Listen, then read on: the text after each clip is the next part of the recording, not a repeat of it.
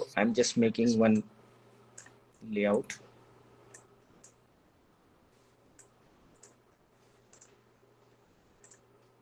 Calling it E590.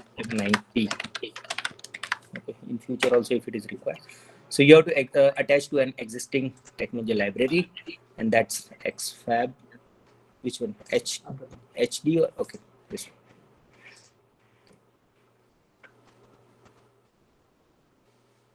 Where is it? E59.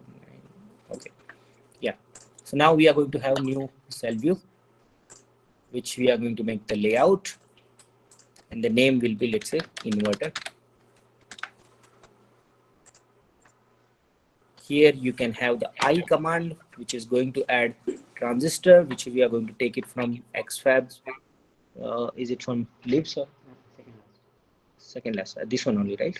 There is a. What is the name of the transistor? Okay, NE. Okay, so NE layout is already there, and then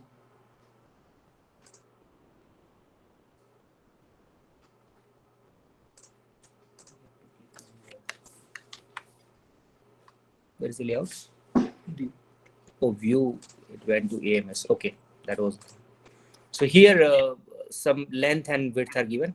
I'm keeping something like 200 nano. Okay, thank you. The new technologies has all different things.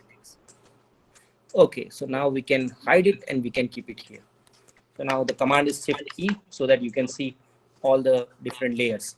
Here you can see that all the used layers are here already on the left side. So various layers, if you are keeping it valid, and the used one, you are going to see only the used layers only. Like diffusion layer is here. If you want to see just diffusion layer, you are going to use not visible. So rest of the other than diffusion, other things will be like will be removed. So here you can see that much is the only diffusion layer. If you want to see poly, this is the poly, and other are there contacts and metals and text and all these things are there. Okay, so this is NMOS, which has dimension of 220 nanometer by 180 nanometer. Okay, so now if I'm similar to the magic, we are also going to have Z and Shift Z for zoom in and zoom out. For the case of adding PMOS, we are going to add something called PMOS over here.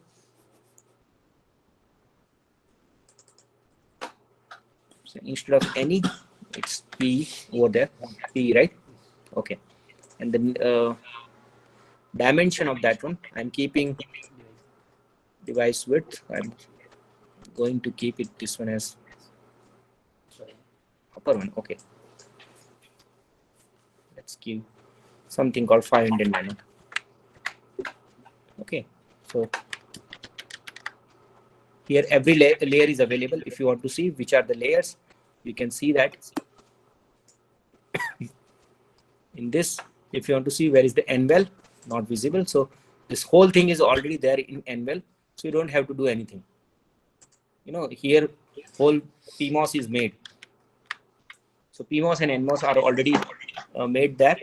Now it's up to you which one you want to make. So these two, you want to make it drain, these two source, and these are already the you know, these are the polysilicons, right? So polysilicon is green color. If you want to just see where are the polysilicon and not visible, you can see they are there. There is something called K. K is the ruler through which you can find out what are the, you know, places and all these things are there for the dimension and all. Generally, I use it just to make sure that everything is actually as required. So there is something called M. M is move. So through M, you can move it, and wherever you want, you can keep it, right? And meanwhile, sometimes what will happen, I'll just show you that if by mistake, if you are pressing G, G is the gravity. So then you cannot go to the all the point if G is there. The problem is, look, now here it's only at this 4 points only it can go, or it has, you know, the resolution is not actually in nanometer. it's going to be much bigger than that one. So same thing you want to see, then here it's written turn on gravity. We don't want that. If you want to turn off it, again press G. So then it will be turned off gravity. Again F, and I want to make path from this particular polysilicon to this polysilicon, right? So the command is R for rectangle and P for path. If you want to make a path, you can press P and then you can draw it. But if you want rectangle, like here, after pressing rectangle R, it will start from here, and where you want to end it, just enter that. So then now this poly to poly is connected. Similarly, it's just for knowing that what is happening. You can use P for path. Path is also same thing. Okay. So there is very small one. So maybe for bigger one, you can use it, not here.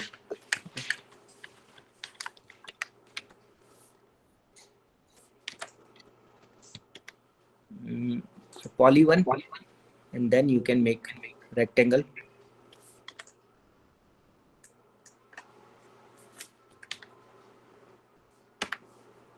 You can edit this with something called stretch.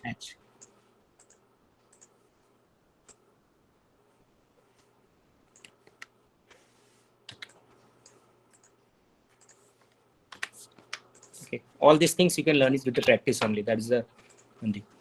From drain to drain, I want to make a connection. So there is a metal one contact and other things are already made. So I can make the connection by path P, as I told you.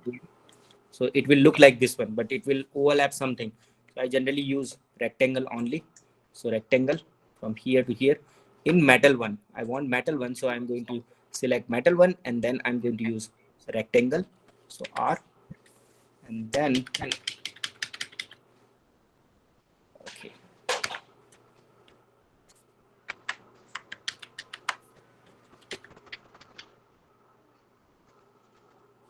Okay, maybe I can make a bit inside, because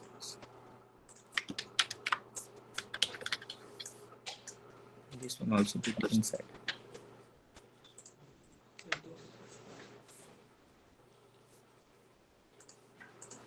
Yeah, so here this drain to drain are connected. Similarly, you have to make a body over here. So for body, there is something called O. O is the contact. Wherever you want contact, the case of Magic, we were using some called PD contact and other things where we have some cross sign was there in between. So here you can use O, and for this case where you want to make a connection between the substrate and the body. So which one it is? And NDC auto.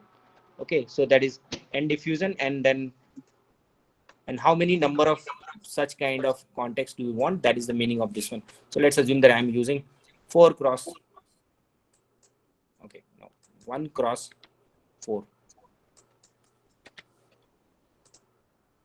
So this is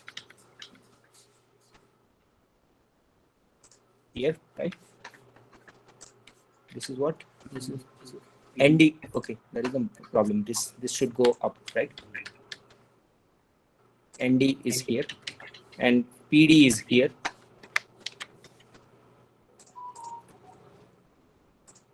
Where you can keep some 1 row, 4 columns, or something like that.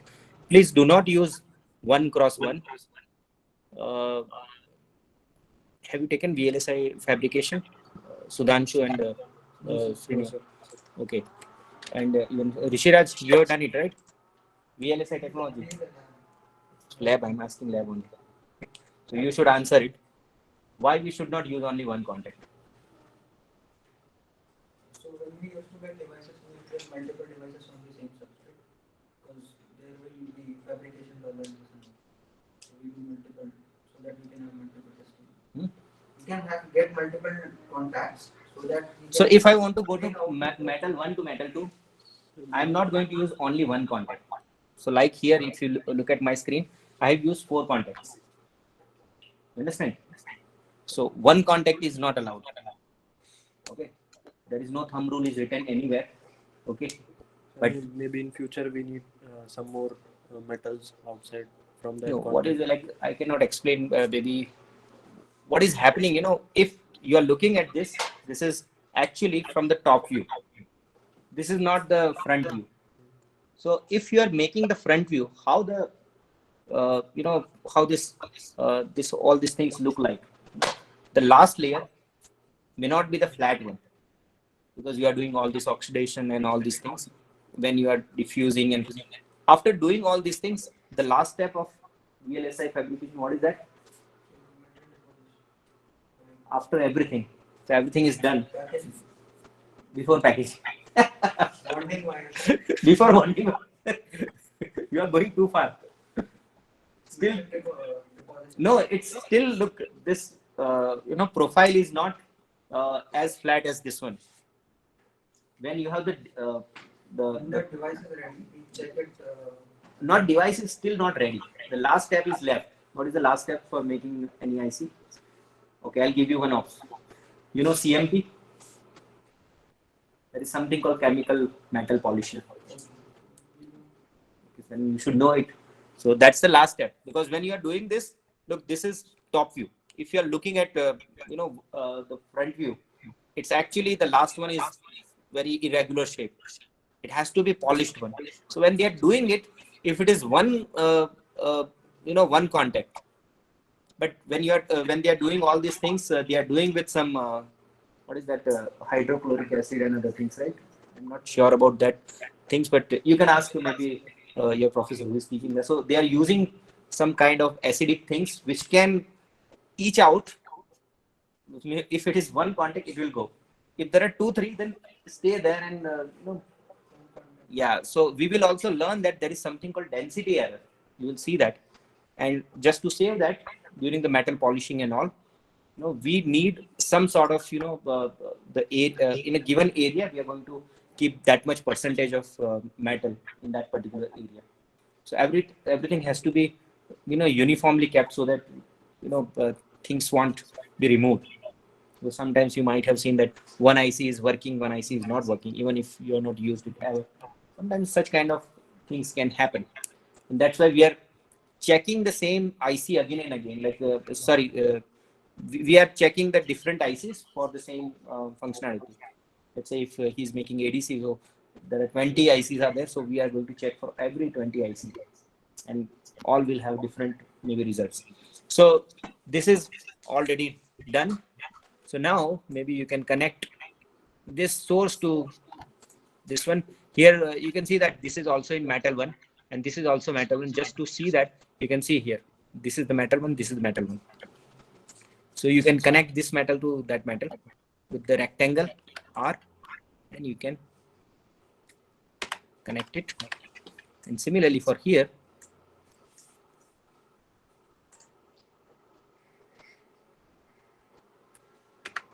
by the way, this is the interview question. People are asking this question when you go to interview. If you tell them that you know how to make layout, then they will ask all these questions for sure. Okay, so you should know that what is happening in that. Okay. Anyway, so this is now available. You have to label it with L. You can call it VDD. You can call ground. You can call in. You can call it out. Right. So VDD is here. Ground is here. In is here, and out is here. But everything has to be changed to the particular metal line. Like this is not, the text is in not in a, this is in metal one. Okay, everything has to be in same metal, but it has to be the CAD layer, metal one CAD layer, right? For giving the label, which metal one text only. Okay. Some people are writing CAD. Where is it? Metal one CAD.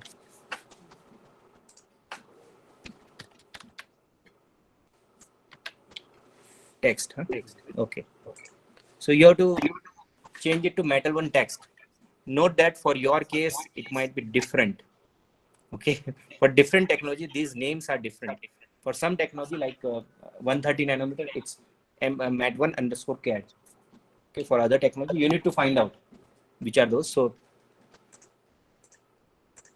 everything we can call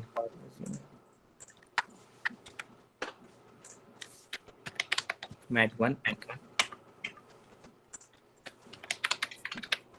mat1 text.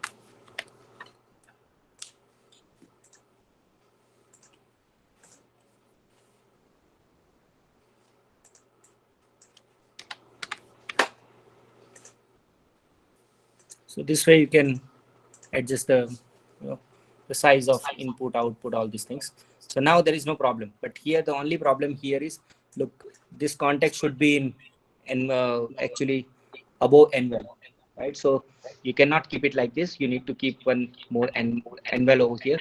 So you need to connect, or you have to take NVEL. So this NVEL and make the rectangle. So this whole PMOS and its contexts are inside NVEL. Sit inside, no problem. Okay, so this inverter layout is ready. So there is something called Calibre. Calibre is not belongs to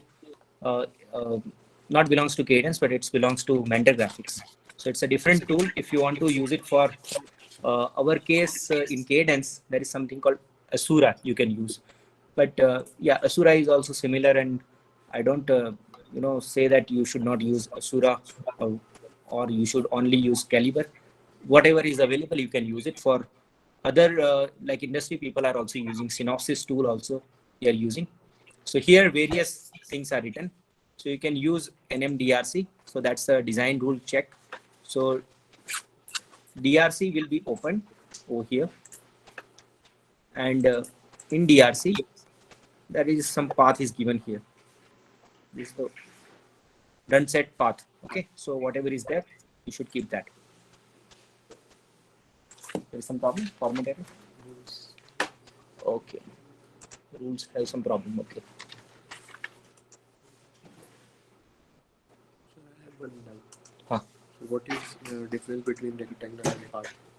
Rectangle is like you can adjust the size. For path, it's fixed kind of thing. And this path is like having always a middle line is there. But both are same. Actually, you can use anyone, whichever you like. But that is creating the path from one point to another point. When you are making it like start point and end point, both will be connected by a path. If it is rectangle, you have to make always rectangle. It's not creating path. You have to create the path. In path, you can go zigzag also. In rectangle, you can't go zigzag. Okay. So here there is some run file will be there. So maybe like this is. How did you find this, by the way? Okay, from DRM. So you need to find out which particular file needs to be used. So that has all the design rule check are written there. Thereafter, input is the layout, and whatever the format, like whatever layout you are making, it has the format of GDS. Okay, so here GDS is written over here. Other formats can also be added.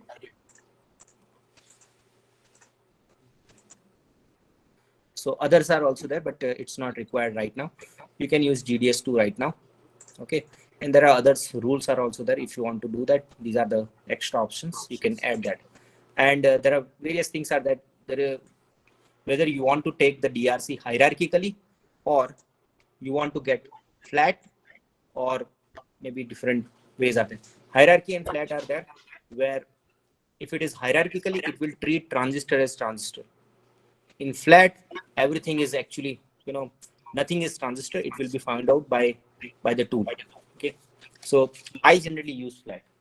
Okay, so it's up to you if you want hierarchy or you want flat. Flat is there when you have every error at the same level. In hierarchy, then you have to go inside. Okay, so let's say I'm taking flat, and what are the outputs are going to be there? So the results will be in inverter.drc.results. The format will be ASCII, and yeah, other things are already like where are the summaries and all the things will be going there. And whatever the results you are going to see in GUI, that will be in RVE file. Okay, do you remember what is RVE full form? Viewing environment. Okay, so RVE, and this is the run control, which CPU you want to use and all. If you want to have multi-thread or high performance computing, if you want to use for some multiple computers, then you can use those commands over here. And thereafter, like transcript is the one where all the errors and everything will be there. So let's see what is going to happen when you are going to run the DRC. So unlike Magic,